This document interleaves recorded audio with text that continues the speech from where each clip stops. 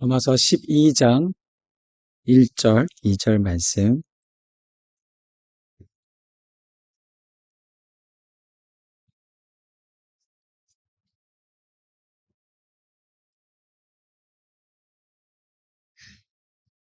우리 다 찾으셨으면 한 절씩 저와 함께 교독하도록 하겠습니다. 제가 먼저 1절을 읽고 우리 다 함께 2절을 읽겠습니다. 그러므로 형제들아 내가 하나님의 모든 자비하심으로 너희를 구원하노니 너희 몸을 하나님이 기뻐하시는 거룩한 산제물로 드리라. 이는 너희가 드린 영적 예배니라. 너희는 이 세대를 본받지 말고 오직 마음을 새롭게 함으로 변화를 받아 하나님의 선하시고 기뻐하시고 온전하신 뜻이 무엇인지 분별하도록 하라. 아멘. 잠시 기도하고 말씀 나누겠습니다. 좋으신 아버지 하나님 감사합니다. 오늘도 신령한 주님의 은혜의 말씀을 우리가 사모하며 또한 주 앞에 나아가오니 이 시간 주님 말씀을 통해서 저희가 다시 한번 하나님의 온전하신 뜻과 하나님의 섭리 안에서 다시 한번 우리 인생을 향한 하나님의 놀라운 계획을 다시 한번 깨닫고 진정한 하나님이 원하시고 기뻐하시는 삶을 살아갈 수 있도록 주님 도와주시옵소서.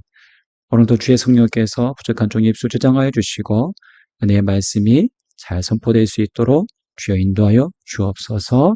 감사하며 예수님 이름으로 기도합니다. 아멘. 네, 반갑습니다. 네, 한 주간도 평안하셨습니까? 네, 어, 오늘 우리 가운데 또 함께 하신 하나님의 은혜를 우리가 함께 또 기뻐하면서 감사하면서 오늘 함께 내 말씀 나누겠습니다. 어, 한국 남자들의 그 공통 관심사가 아마 다들 축구가 아닌가 생각합니다. 저는 뭐 축구는 잘 못하지만 축구 경기 보는 거는 즐겨하고 좋아합니다.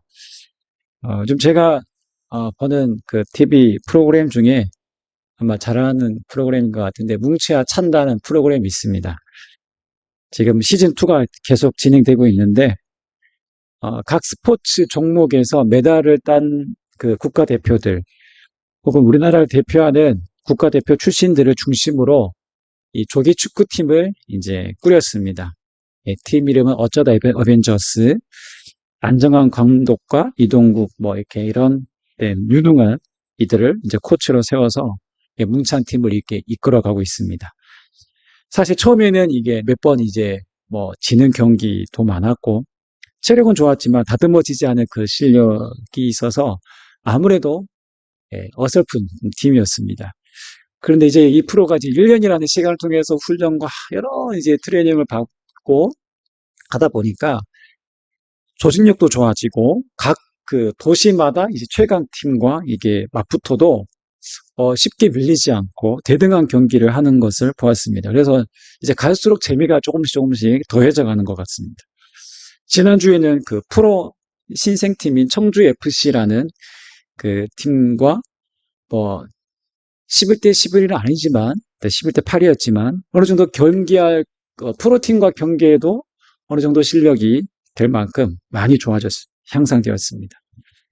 제가 이걸 보면서 안정환 감독이 선수들에게 요구하는 것이 1년 전과 확연하게 달라졌다는 것을 볼 수 있었습니다.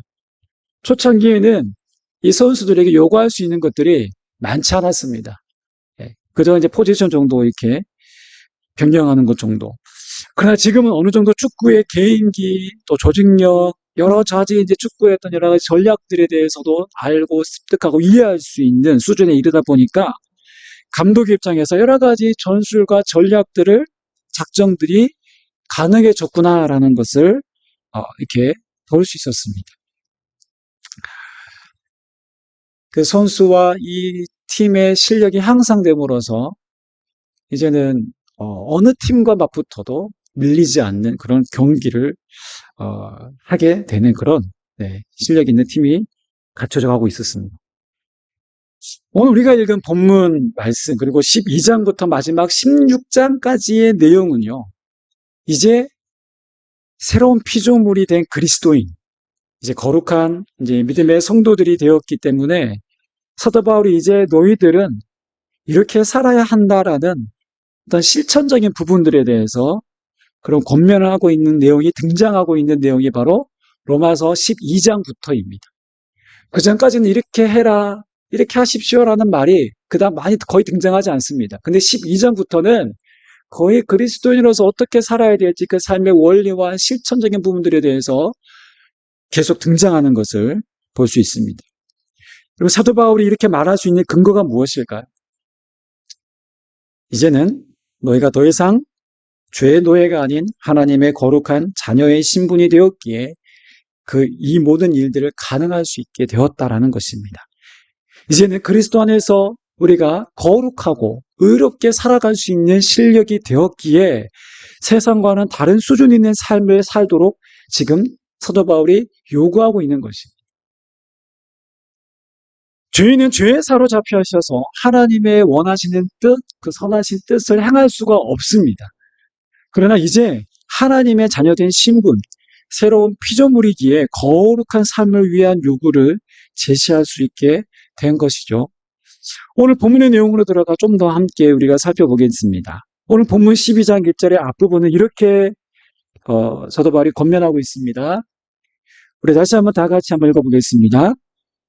그러므로 형제들아 내가 하나님의 모든 자비하심으로 너희를 권하노니 너희 몸을 하나님이 기뻐하시는 거룩한 산제물로 드리라. 이는 너희가 드릴 영적 예배이니라. 이게 매우 중요한 구절이 있습니다. 바로 하나님의 모든 자비하심으로 너희를 권하노니라고 되어 있습니다. 여기서 그러므로는요. 이 로마서 1장부터 11장까지 전체를 받는 거기에 내용에 해당하는 결론에 해당하는 그러므로입니다. 즉 11장까지의 내용은 교리적인 어떤 설명과 내용입니다. 성경을 1장부터 11장까지 통해 인간이 죄인이었고 하나님과 원수되었고 하나님께 대하여 죽었고 그런 인간을 하나님이 어떻게 구원하셨는지 그 아브라함의 믿음을 통해서 우리가 어떻게 의롭게 되는지 믿음으로 의롭게 되는지 하나님과의 관계가 회복되었는지 죄인은 우리가 다시금 어떻게 회복되었는지 어떻게 구원받을 수 있었는지를 논증하듯이 설명했습니다. 하나님이 타락한 인간을 구원하셨고 이제 죄인을 새로운 피조물로 변화시켜 주셨고 이제 모든 것이 합력하여 선을 이루도록 확증하셨고 어느 것도 인간을 향한 하나님의 사랑에서 끊을 수 없다고 보장해 주셨습니다. 하나님 이렇게 인간을 위해 완벽하게 이 모든 것들을 이루어 놓으신 후에 이제 하나님의 자녀답게 이제 거룩한 믿음의 자녀답게 성도답게 살아보라고 요청하고 권면하고 있는 것이 바로 오늘 12장부터 즉 오늘 우리가 읽은 12장의 1절과 2절은 마치 12장 16장까지의 내용에 있어서 서막에 해당하는 내용입니다. 그 시작에 해당하는 내용입니다. 하나님 우리를 위해 하신 일을 생각해 보면 이건 도저히 인간으로서는 상상조차 힘든 일이었습니다. 하나님이 인간의 죄 문제를 해결하시기 위해서 자신의 하나뿐인 독생자 예수 그리스도의 희생을 통해서 우리를 그 아들 예수의 핏값을 치르시고 우리를 건져내셨고 사셨습니다. 우리가 하나님 위해서 헌신한 것이 아니라 하나님 우리를 위해서 먼저 희생하시고 헌신하셨습니다. 수고하셨습니다. 그렇다면 충분히 하나님은 그 수고를 담보로 해서 우리에게 충분히 생생 내실 수 있으시죠. 네. 그리고 우리에게 이렇게 요구할 수 있습니다. 야, 내가 너를 위해서 이렇게 몸버렸고 피 흘려 내 죄를 속해서 너희들에게 살 길을 주었는데 야, 너희들 나를 위해서 무엇 줄 수 있느냐? 여러분 많이 듣던 내용 아닙니까? 찬송가 186장입니다. 찬송가 있지만 전 이 찬송가를 잘 부르지 않습니다. 내 너를 위하여 몸버려 피 흘려 내 죄를 속하여 살 길을 주었다. 너희 위에 몸을 주건만 날 무엇 주느냐. 그런데 예수님이 정말 이렇게 우리에게 요구하실까요? 이렇게 말씀하실까요? 내가 이렇게 피 흘려 내 몸을 주어 죄를 속하고 살 길을 주었네. 너는 나 위에 무엇 주느냐? 나 위해서 무엇 했느냐? 예수님이 정말 이렇게 우리에게 말씀하실까요? 하나님이 우리에게 이렇게 요구하실까요? 여러분, 그렇지 않습니다. 하나님 우리에게 어떠한 보상을 바라시면서 혹은 어떠한 조건을 내걸고 은혜를 베푸신 것이 아닙니다. 만약 하나님이 내가 이만큼 너를 위해 희생했으니 너도 최소한 이만큼 해야 하지 않겠느냐? 만약 이런 식으로 하나님 말씀하신다면 하나님 베푸신 그 은혜는 엄밀히 말하면 그것은 은혜가 아닙니다. 그것은 은혜가 될 수 없습니다. 그래서 오늘 본문 12장 1절은 이렇게 시작하는 것입니다. 그러므로 형제들아, 내가 하나님의 모든 자비하심으로 너희를 구원하노니라고 되어 있습니다. 그 근거가 무엇입니까? 하나님의 모든 자비하심입니다. 인간을 향한 끝없는 하나님의 긍휼과 사랑과 그 은혜가 바로 모든 자비하심입니다. 만약 하나님이 단지 하나님의 목적을 이루시기 위한다면 인간을 향한 자비가 필요 없습니다. 권세와 하나님의 그 놀라우신 위엄에 근거해서 강력하게 하나님이 통치하시면 모든 것은 속전속결 쉽게 빨리 이루어집니다. 하나님의 명령 한마디면 아무도 거부하지 못하며 복종할 수밖에 없습니다. 그러나 하나님이 인간을 대하실 때 우리가 생각하는 초월이나 하나님의 그 능력을 사용하지 않으십니다. 하나님 마치 인내심의 바닥이 날 정도로 우리를 기다리시고 기다리시는 아버지의 사랑으로 표현되어집니다. 마치 자기를 떠나는 아내를 끝까지 포기하지 않고 값을 주고서라도 그 아내를 다시 찾는 포기하지 않는 사랑으로 하나님 그 사랑으로 성경은 기록하고 있습니다. 그렇게 하나님은 단 한 번도 인간을 자신의 목적을 이루기 위한 수단으로나 방법으로 인간을 다루시는 것이 않으시고 당신의 한없는 끝없는 사랑, 그 포기하지 않는 그 사랑으로 대하십니다. 마치 더러운 시궁창에 빠져 헤어나오지 못한 고아를 끄집어내어서 깨끗하게 씻기고 씻겨서 가장 좋은 새 옷을 입히고 그리고 그 아이를 버려진 그 아이를 자신의 양자로 삼고 자신이 가진 모든 것을 나눕니다. 그 소유를 상속합니다. 사실 어떤 예화로도 하나님의 자비, 그 하나님의 사랑과 은혜와 긍휼을 설명할 수 없습니다. 하나님의 그 사랑은 측량할 수 없기 때문입니다.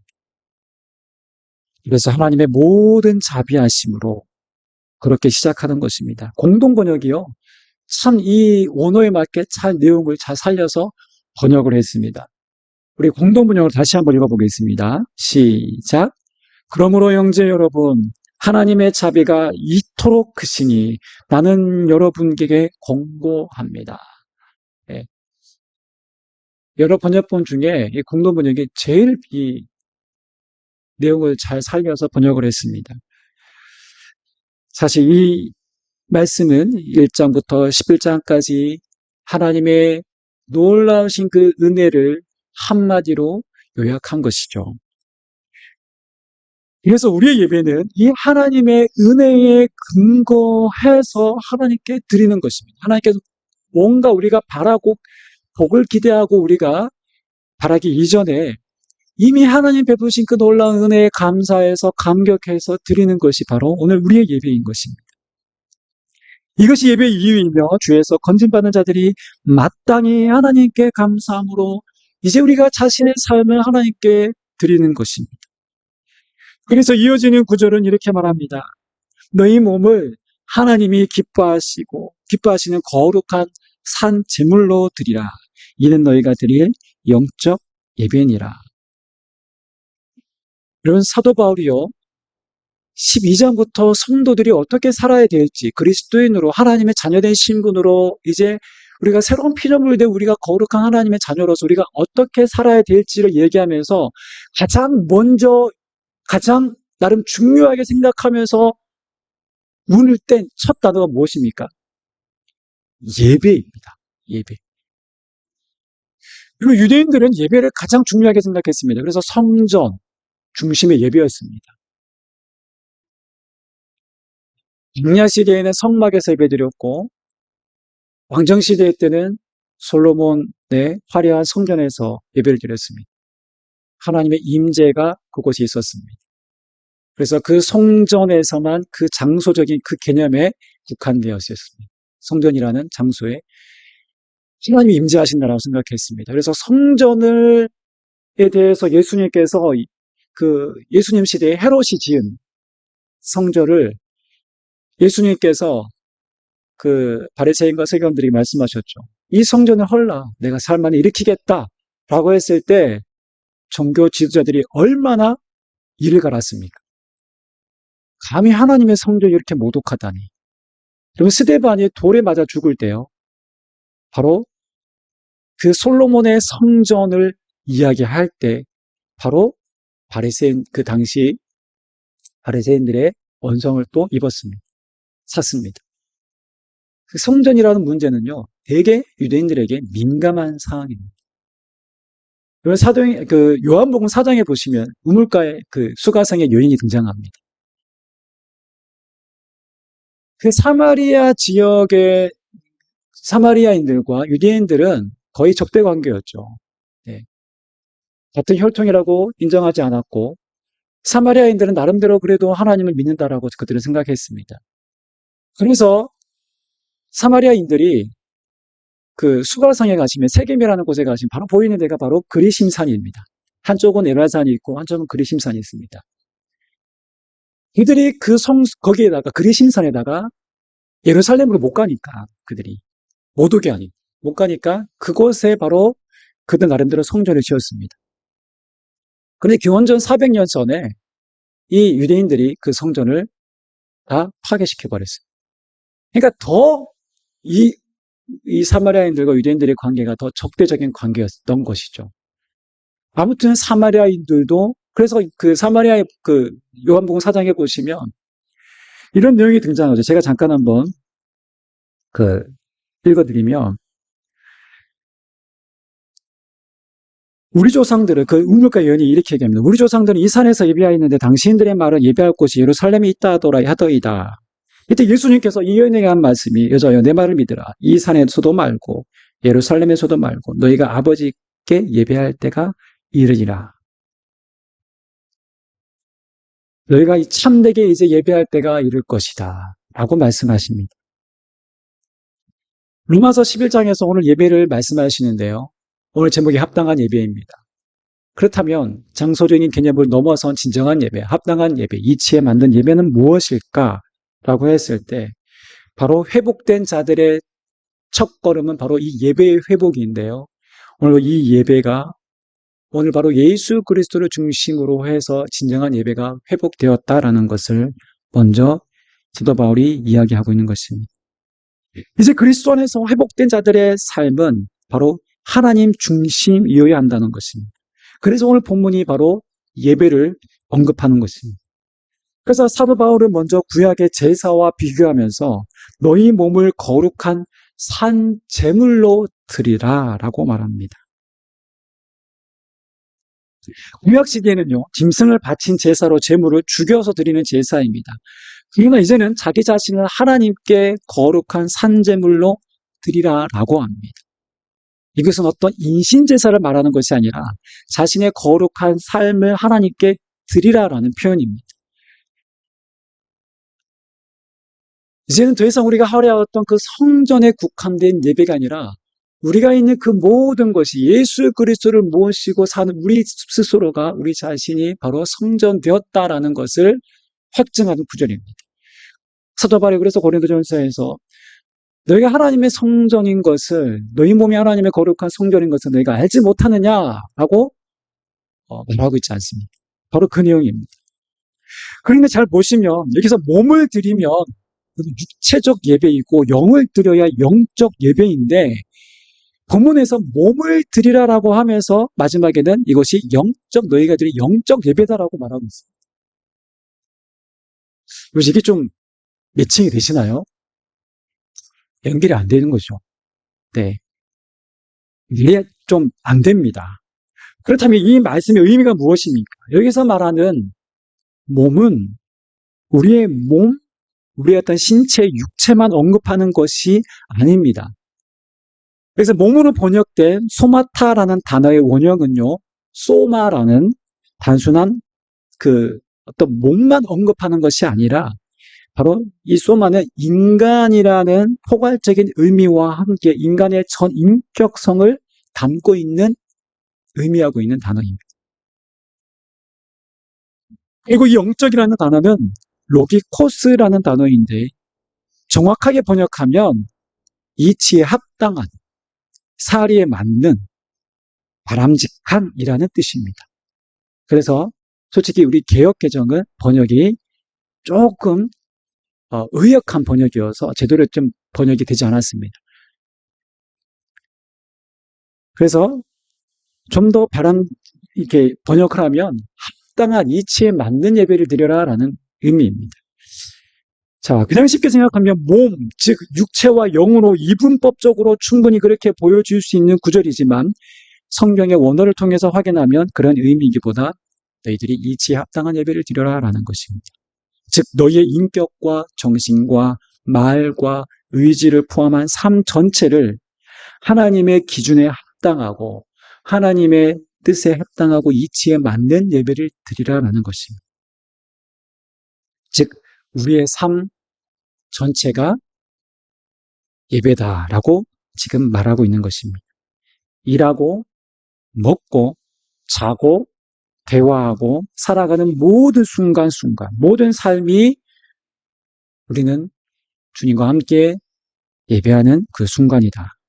어떤 종교적인 영역, 형태, 장소에 전혀 국한된 것이 아닌 너희들의 모든 삶의 영역 속에 주님과 함께 동행하는 삶을 통해서 그 삶 자체가 예배가 되게 하라라는 것입니다. 그래서 이제는 구약의 제사, 동물의 피로 드리는 제사가 아니라 너희들의 삶 자체를 거룩하게 하나님이 기뻐하실 만한 합당한 예배로 드리라는 것입니다. 하나님의 원리와 하나님의 말씀의 그 기준에 맞추어 합당하게 사는 것이 그것이 이치에 맞고 하나님의 뜻에 바른 올바른 예배라는 것입니다.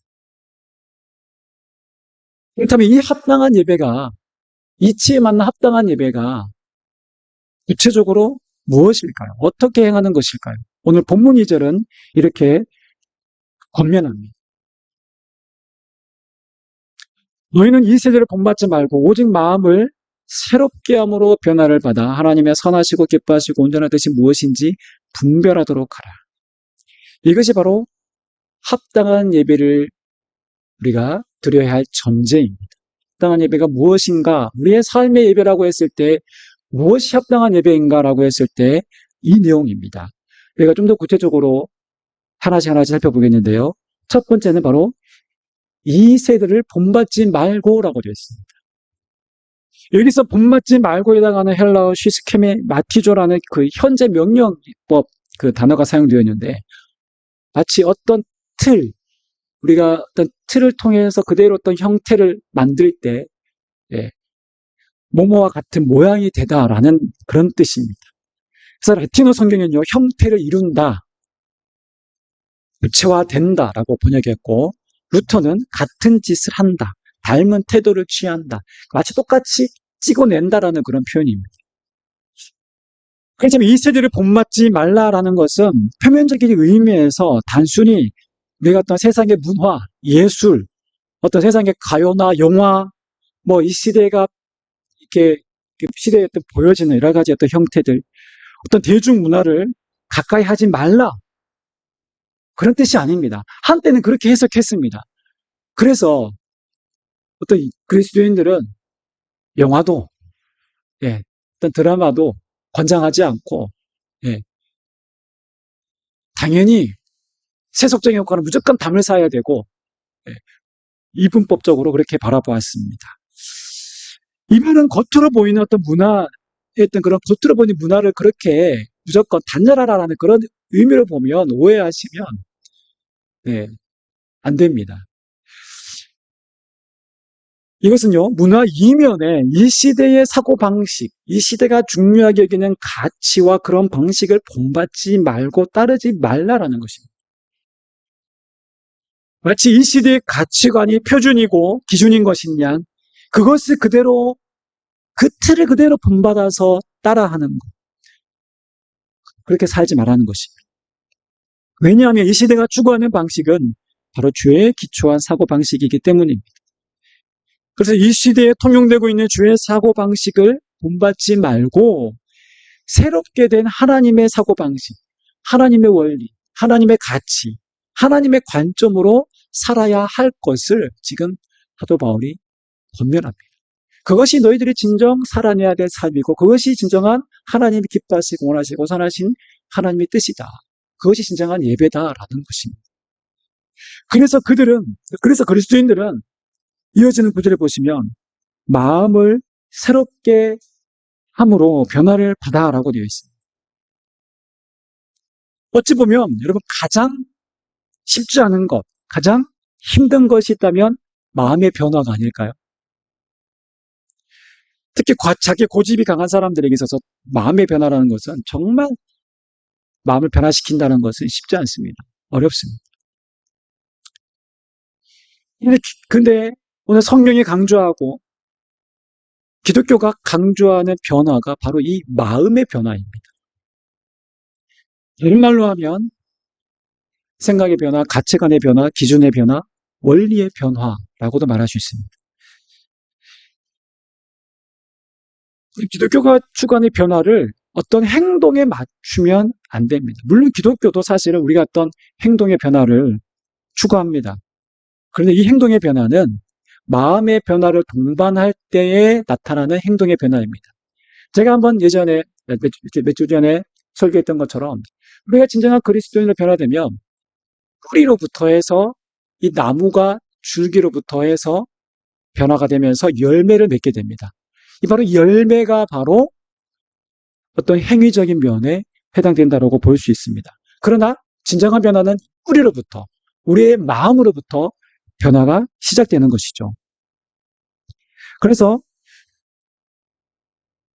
기독교는 마음의 변화를 동반한 행동의 변화를 추구하는 것입니다.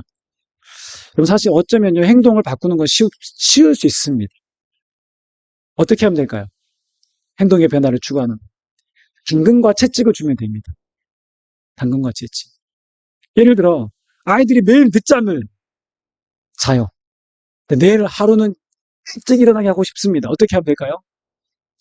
당근을 주면 됩니다. 네, 어떤 당근이요? 야, 내일 아침 우리 6시에 워터파크 갈 거야. 네, 얘들아, 실제가 아닙니다. 예입니다. 놀라지 말고. 그러면 우리 아이들이 어떻게 될까요? 몇 시에 일어날까요? 5시에 다 일어납니다. 그리고 6시에 다, 네, 장비를 다 이렇게 여러 가지 준비물을 챙겨서 차에 6시에 딱 타겠죠. 네. 행동의 변화는 당근과 채찍을 통해서 어느 정도 할 수 있습니다. 네. 군대도 마찬가지입니다. 군대는 주로 당근이 아닌 채찍이죠. 네. 아침 일찍 일어나서 구부하는 거 쉽지 않습니다. 근데 군대 가면 다 합니다. 네. 알아서 각을 딱 맞춰서 일찍 일어나서 이불을 자기 덮었던 이불을 각을 맞춰서 딱 예, 갭니다. 그런데 제대하면 어떻게 됩니까? 예, 뭐 길어야 한 달 그렇게 할까요? 네. 2년 동안 갖춰왔던 그 모든 군대의 규율과 강령들이 그 습관들이 한순간에 무너집니다. 왜? 채찍이었기 때문에. 행동의 변화는 어쩌면 쉬울 수 있습니다. 그러나 이 마음의 변화라는 건 쉽지 않습니다. 그렇게 볼 때 우리가 추구하는 목적은 행동의 변화가 아니라 마음의 변화입니다.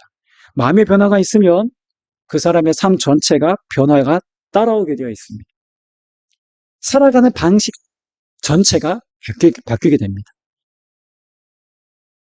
그렇게 해서 건강한 나무의 열매가 주렁주렁 맺히는 것처럼 그것은 아주 지극히 자연스러운 것입니다. 그래서 너희 몸을 거룩한 산 제물로 드리라라고 되어 있는 것입니다.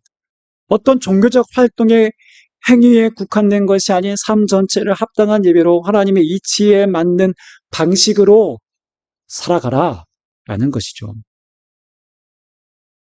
그래서 하나님의 마음을 가진 자가 하나님의 마음으로 행동하는 그 모든 것이 바로 예배인 것입니다.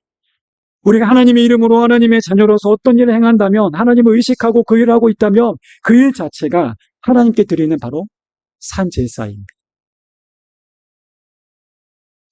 옛날 그 수도원의 수사들은요, 예배당과 골방과 기도실에서만 예배한다라고 생각하지 않았습니다. 주방에서 설거지를 하면서도, 밭을 일구어 농사를 짓는 그 노동의 현장에서도, 작업실에서도 의자를 고치고 옷을 수선하는 그 모든 순간순간까지도 하나님께 드리는 예배라고 생각했습니다. 그러니까 자신의 모든 전부를 바로 하나님께 드렸기 때문에 그렇게 일상에서의 삶 모든 순간을 하나님께 드리는 예배다라고 그렇게 살 수 있었던 것입니다. 그들이 바로 자신의 전부를 하나님께 드렸기 때문에 그렇습니다. 예배는 곧 하나님과 맺는 그렇게 관계입니다. 이 관계는 우리가 주일에 드리는 예배에 국한되지 않고 그렇게 축소되지 않고 진정한 그리스도인의 삶 가운데서 예배는 더욱더 반대로 확장되는 것입니다. 우리의 모든 삶의 영역 속에서 확산되는 것입니다.